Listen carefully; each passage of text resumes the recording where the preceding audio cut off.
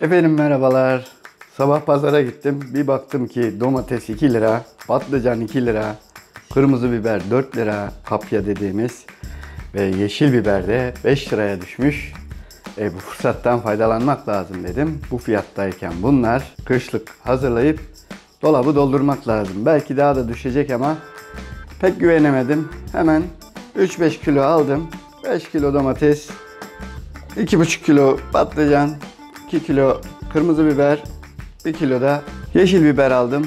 Bunları kışlık olarak hazırlayıp dip frizimde stoklayacağım. Böylece kış günü de bu sebzelerden faydalanmış olacağım. Hem ucuz olacak hem de lezzetli olacak. Bu mevsimin sebzelerindeki lezzeti kışın bulamayız. Parasıyla da bulamayız. Bunlar 15 liraya çıkacak. Belki bulamayacağız. Bunlar 10 liraya 15 liraya çıkıyor. Bunlar hala kapyalar 20 lirayı bulabiliyor. Hiç böyle yüzüne bakmayacağımız yeşil biberler 15-20 liradan satılmaya başlanıyor. Fırsatçılara fırsat vermemek adına ben de şimdiden kışlıklarımı hazırlayıp dolaba koyacağım. Bana yetecek kadar kışlık hazırlayacağım. Önce patlıcanları fırına atacağım. Közlenmiş olacaklar. Közlemek için de bunları delmek gerekiyor ki acısı çıksın. Patlıcanların hepsini tepsiye dizdim. Hepsine delikler açıyorum. Kesikler atıyorum. Bunlar fırında pişerken ben de diğerlerini doğrayıp hazır hale getireceğim. Her şey mevsiminde lezzetli. Şimdi fırınıma süreceğim bunu. Tesadüfte tam da bir tepsilik yer tuttu. Şimdi efendim patlıcanları deldim, kestim. Fırınıma atıyorum.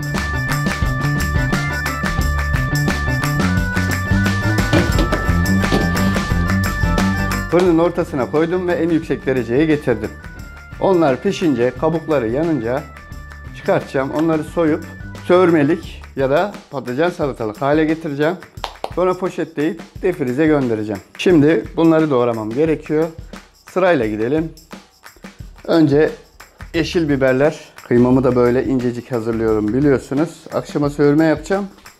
Patlıcanlardan bir kısmını zaten bugün tüketeceğim. Söğürme tarifimi de biliyorsunuz. Kanalımda var. Çok basit ama çok lezzetli bir yemek.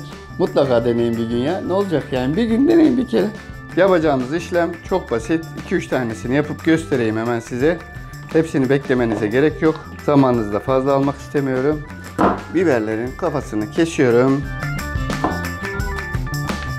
Bunlar sıcaktan biraz kendini bırakmışlar. Umarım çok beklememiştir tezgahta. Kendimce yapıyorum. Siz kendi istediğiniz gibi doğrayabilirsiniz bunları. Ben kolayıma geldiği gibi. Bu bıçağı sevmedim. Şunu deneyelim bakalım. Evet, bu daha iyi. Metali ağır olduğu için daha kolay kesiyor. Menemenlik doğruyorum bunları. İri iri. Şu kötü olan kısımlarını da atıyorum.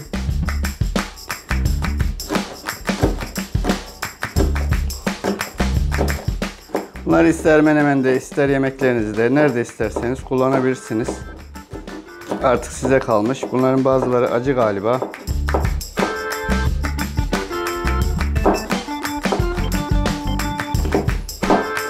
İri parçaları da ikinci bir işlemle küçültebilirsiniz. Mesela bir biberimizi hazırlamış oldum. Bunu hemen alıyorum. Böyle üstten poşete koyuyorum. Bir yemeklik olacak kadar doğrayıp poşete koyuyorum. Ama size bir tavsiye, poşete koyunca böyle toplu tutmayın bunu. Hem buzdolabınızda çok gereksiz yer tutar, şekilsiz olacağı için. Hem de çözdürmeniz çok zor olur. O yüzden böyle yayarak poşetleyin. Öyle ağzını bağlayın. Başka hiçbir işleme gerek yok. Bunu böylece dolabınıza, dip frizinize yerleştirin. Kışın yemek yaparken, salata yaparken, menemen yaparken lezzetli biberleri dip frizden çıkartıp kullanabilirsiniz. Böylece de bayağı bir tasarruf edeceksiniz. Aynı işlemi kırmızı biber yani kapya için de yapacağım. Bunda dikkat etmeniz gereken çekirdeklerini atarken damarlarını atmayın efendim. Damarları da çok faydalı olduğu söyleniyor. Sadece çekirdeklerden kurtulun. Damarları atmayın efendim. Damarlar, şu damarlar var ya, damarları atmayınız. Bunu da küçük küçük yine. Ben menemende kırmızı biberi de çok seviyorum. Salatalarımızda, yemeklerimizde bol bol kullanmamız gereken bir sebze, kırmızı biber, kapya, artık ne diyorsanız. Şöyle ince ince doğruyorum, küçük küçük.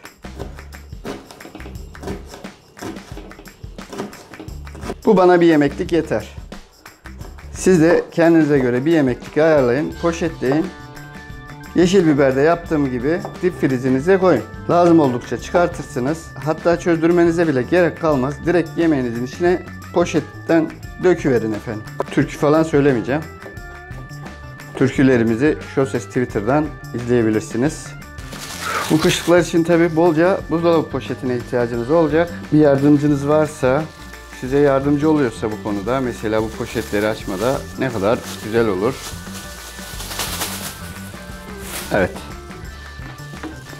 Bu da bir yemeklik, hatta fazla bir yemeklik bu. Tek başına 4 kişilik yemekte bile kullanılabilecek kadar çok bu. Bunu da yassı bir şekilde getirdim. Ağzını bağlıyorum. Evde derin dondurucunuz varsa bu tür şeyleri mutlaka yapın. İşte mevsiminde sebzeleri alın, yıkayın, doğrayın, poşetleyin, dondurucunuza atın. Mevsimi dışında da lezzetli şeyler yemenize sebep olur. Şimdi gelelim domatesimize. Domatesi genelde kabuğunu soyarak yaparlar. Ben bunu yapmıyorum. Bununla zaman kaybetmiyorum. Eğer kabuğunu soymakta üşeniyorsanız benim gibi kabuğunu doğramadan da yapabilirsiniz. Kabuksuz olsun istiyorsanız tabii ki kabuğunu soyun. Ama ben onunla uğraşmayacağım. Bir de rendeleyip de kaldırabilirsiniz bunu. Ben küçük küçük doğrayacağım. Yine menemenlik diye doğrayacağım. Yemeklerimde de kullanıyorum. Sotede falan. Ay sote dedim, ağzım sulandı bak, iyi mi? Mesela bana 2 domates bir poşet olsa ne güzel olur. Öyle ayarlayacağım. Şu anda 3 domates oldu.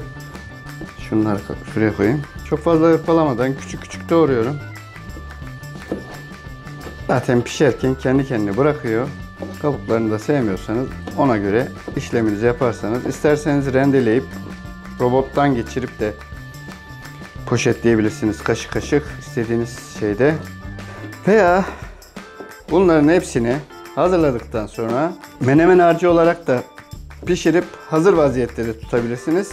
Yani yeşil ve kırmızı biberi kızartıp üstüne domatesi ekleyip baharatlarını ekleyip yağıyla soğuduktan sonra poşete koyup poşeti de yine böyle yassı hale getirip dip frize atabilirsiniz. Çıkarttığınızda eridiğinde hemen, zaten çabuk erir bu şekilde yaptığınızda, erimesine bile gerek yok. Direkt o şekilde buzlu bir şekilde tavaya koyarsınız. Zaten sıcaktan hemen eriyecektir. Eridikten sonra da dediğim gibi işleminizi, yumurtanızı kırar, oturur yersiniz. Çok lezzetli oluyor. Çünkü bu mevsimin domatesi şu anda mis gibi kokuyor mesela. Burnuma sürmeseydim iyiydi. Bu mevsimin domatesi çok güzel oluyor. Kışın aldığınız domatesler tahta gibi oluyor, tahta. Bildiğiniz şu patlıcanın sapını yiyormuş gibi oluyorsunuz. Domates mi yiyorsunuz yoksa tahta mı yiyorsunuz anlamıyorsunuz. O yüzden hiçbir şey yapmazsanız da domatesinizi mutlaka kışlık hazırlayın, dolabınıza koyun. Lezzetinden hiçbir şey kaybetmiyor. Mis gibi kokuyor şu anda domates. Suyunu da döktüm ki. Suyu da önemli değil mi? Domatesin çekirdeği kırmızı kırmızı. Kırmızı değil, bu yeşil. Örnek olsun diye size bir tane de domates hazırladım. Şuradan gözükecek yere koyayım. Şöyle havasını da gönderiyorum. İçinde fazla hava kalmamasına dikkat edin. Çünkü hava oksijen demek. Oksijen de bunları bozan şey diyebiliyorum. Kırmızı biber, yeşil biber ve domates. Üçü de hazır. Ve bu kadarcık yer kapladı. Bundan rahat 4 kişilik, evet 4 kişilik menemen çıkar. Patlıcanın da kokusu gelmeye başladı. Nereden baksanız 1 saat falan sürer gibi geliyor bana. Çünkü fırında, ocakta yapardım ama ocağı rezil ediyor. Efendim sırada patlıcanlarımız var. Patlıcanları nasıl yapacağız? Közlenmiş patlıcanları tek tek soydum, kabıma koydum. Şimdi bunları doğrayacağız efendim. Gelişi güzel. Aynı salataya doğrar gibi doğradım. Tam soğumadı. Ama ben size göstermek için soğumasını beklemeyeceğim. Biraz da bununla yapayım. İşlemimiz bu kadar. Patlıcanı közle, soy, doğra, poşete koy. Soğumasını bekle yalnız. Bu tabi biraz sıcak olduğu için iyi bir şey değil. Dediğim gibi bunu böyle top gibi koyarsanız çıkarttığınızda çözülmesi çok zor olacaktır. O yüzden incecik hazırlamak lazım. Yani şöyle yatırın. Mümkün olduğu kadar geniş, ince hale getirin. Hem dolabınızda yer tutmaz, hem çözdürürken kolay olur. Kışlık patlıcanınız da hazır. İsterseniz bunu yemekte yaparsınız, yemeklerinize de eklersiniz, güvecinize falan. Her işe yarar efendim. Kışlık hazırlarken farklı yöntemleriniz varsa video olarak yollarsanız ayrı bir tarif olarak da yayınlarım. İsterseniz yoruma bırakın, herkes bilsin. Evet, hepsini doğradım, hazırladım ve dolaba yerleştirdim. 12 poşet domates, 8 poşet yeşil biber, 12 poşet kırmızı biber, 5 poşet patlıcan çıktı. Bir poşet daha çıkabilirdi ama akşam yemeği olarak sörme yapıp iyi verdim. Toplam 5, 8, 13, 23. Bir dakika. 5 patlıcan, 8 kırmızı biber, 10 domates, ne etti? 5, 10, 18, 28 liraya bayağı bir yemeklik malzemem çıktı. Bunlardan ben 30 tane yemek yapabilirim muhtemelen. Her türlü yemeği salataya da kullanırım. Patlıcan kendi de salata olacak zaten. Siz de bence mutfağınızı düşünün. Lezzetli yiyecekleri alın, saklayın. Dolabınızın avantajını, dondurucusunu kullanın. Benden bu kadar efendim. Hoşça kalın. Görüşmek üzere. Of ya, bunların hepsini doğrayacağım mı ben ya?